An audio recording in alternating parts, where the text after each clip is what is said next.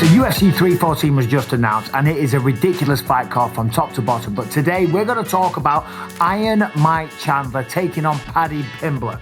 I'm telling you right now, this fight has major consequences for both people. Must-win situation, or put up or shut up, a sink or swim kind of scenario. Michael Chandler said when he came to the UFC, he's here for a good time, not for a long time. I want to fight the best guys right away. I'm not here for a long time. I'm here for a good time. And he's had a good time, and he's waited on the sidelines for quite some time as well. But when I say he's had a good time, he has put on some memorable performances. Of course he has. Fight of the Year contenders with Justin Gaethje and Dustin Poirier, been in there with Charles Oliveira, you name it, legends like Tony Ferguson, okay? But the reality is, he's won 2 and he's lost 4, okay? And he's always posting, see you at the top and all the rest of it. See you at the top! And he's a great guy, he's an awesome human being, he's a tremendous fighter. Fight IQ, maybe not the best, but he's always value for money. You cannot deny that. But it's put up or shut up, because he's got to beat Paddy Pimblett. It's as simple as that. Here we go. I like the matchup. Love the matchup, actually. I respect Paddy. I think Paddy's a skilled fighter. I think he's still got a bright future, but I think he's going to run into a buzzsaw named Michael Chandler on April 12th. If he doesn't beat Paddy, he will have won 2 and lost 5 in the UFC. And certainly Paddy Pimblett, stylistically, on paper, whatever you want to call it, this should be a fight that he wins. And then on the flip side, we've got Paddy the Baddy Pimblett, a man that is on a 6-fight win streak in the UFC. Always progressively fought tougher and tougher competition. He wasn't thrown in at the deep end to start. He fought Luigi Vendramini, Rodrigo Vargas, Jordan Levitt, Jared Gordon, struggled with that one a little bit, came back, went to a decision with Tony Ferguson, and then last time out, one of the best submissions of the year against Bobby King Green. King Bobby Green, okay? Now, he's always talking a big game as well. He was talking shit to Ilia Topuria, calling him water bottle boy. Back in the flouty mouth, flouty like what? Unsanitizer boy! You. Throwing water bottles at his head and all types of stuff. And he's a showman. Right? Everybody knows who Paddy Pimblett is. He's a big, big name. He's got a big, big mouth, but he's got a big skill set, okay? But again, this is time to put up or shut up, because if he can't beat Michael Chandler, then I don't think a championship run is in his near future. That doesn't mean that he's done, that he's washed up, that he'll never be a champion, okay? It would signify that it might be hard, but I did it after losing many fights. So just because Paddy loses one, you can't say that he can't come back, rebuild himself, improve his game, and get better. No, that doesn't apply at all. But this is a crucial matchup for both men. It is pivotal, and they both need to win this one. Paddy needs to win it because he's talked a big game, he's talked a lot of shit. And granted, he's backed it up. Even though it was a close one with Jared Gordon, he backed it up. He still got the win. And last time against King Green looked phenomenal. For Michael Chandler, if Chandler can't beat Paddy Pimblett, then again, all this championship talk needs to stop. The see you at the top stuff. You might have saw Chandler. He's dressing up in the Paddy wig and doing all the...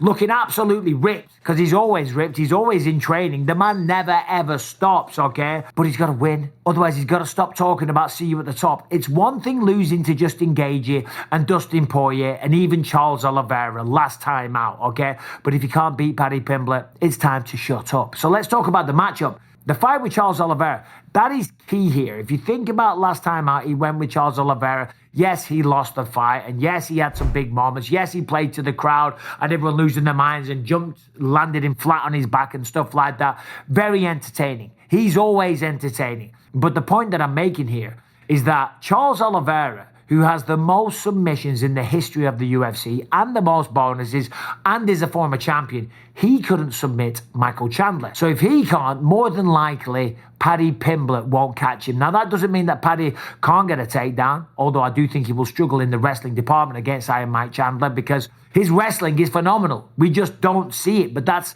his bread and butter, okay? He's a shorter, very, very stocky, strong, athletic guy. So I think Paddy's going to struggle to get a takedown. But I always say the best takedown in the game is a left hook. If he lands a good shot, a good punch, knees him in the face, whatever the case may be, Chandler goes down, he jumps on top of him, gets him all disorientated, like the way George St. Pierre submitted me, because he would never would have done that if I wasn't rocked.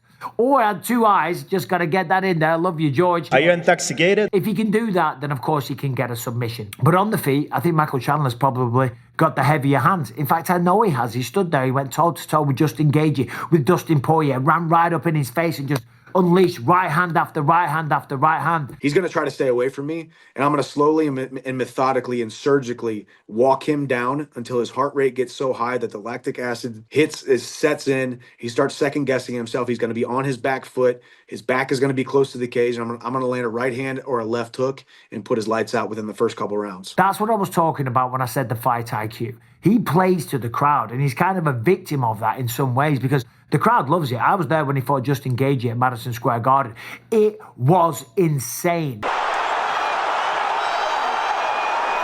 my God! Talk about living up to the hype. The energy was palpable. The atmosphere was just electric. I'm telling you, what a night and what a fight that was.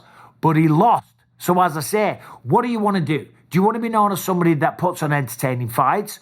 Or do you want to actually win the fights? Because yeah, it's great. Everyone afterwards, they're like, man, you're so entertaining. You're so exciting. You're great on the microphone, doing your Ric Flair, woo, woo, and all the rest of it. Awesome. But did you win? Did you become the champion like he was back in Bellator? Because that was the plan. And listen, I'm not knocking Michael Chandler. I'm a fan of the guy and I'm a big, big fan of his fights. But you've got to win. First and foremost, that's what we're here to do. You don't sacrifice and go through all the blood, sweat, and tears unless you want to win, okay? So he's got to fight smart in this one. He's got to know that Paddy's going to be looking to chip away with low kicks to start, just like he did against Bobby Green, and he's going to be on his bike, he's going to be dancing around, and probably looking for a takedown. I just think it's a really, really tricky one for Paddy Pimblett in terms of a stylistic matchup. And for Chandler, a man that's wasted a lot of time hanging around waiting for Conor McGregor, he's got to make the most of these moments. So as I said, this is a pivotal matchup on a ridiculous card from top to bottom, and it really is time to Either put up or shut up. They are at a crossroads. One way, it's Champtown, simple as that.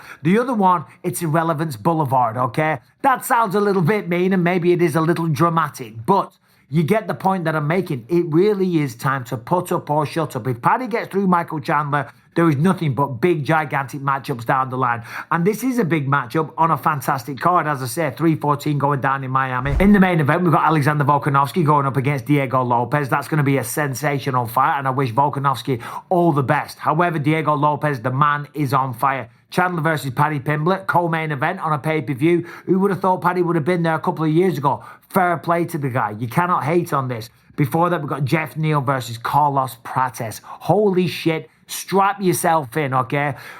Carlos Prates, this man is a knockout artist, and Jeff Neal loves to mix it up. We know when he went out there against Ian Garry, it was a frustrating fight because Ian Garry danced around, used his reach and used the range and kind of picked him apart and won a lackluster decision. But against Carlos Prates, he is not going to struggle to find him. These two are going to go toe-to-toe, head-to-head, meet in the center of the octagon, and I cannot wait for it. What else have we got? Dan Ige versus Sean Woodson.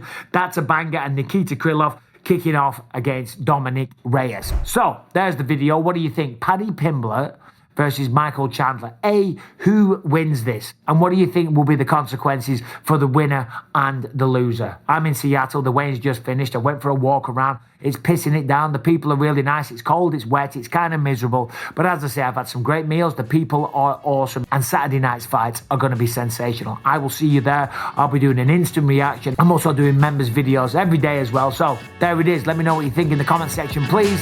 See you soon.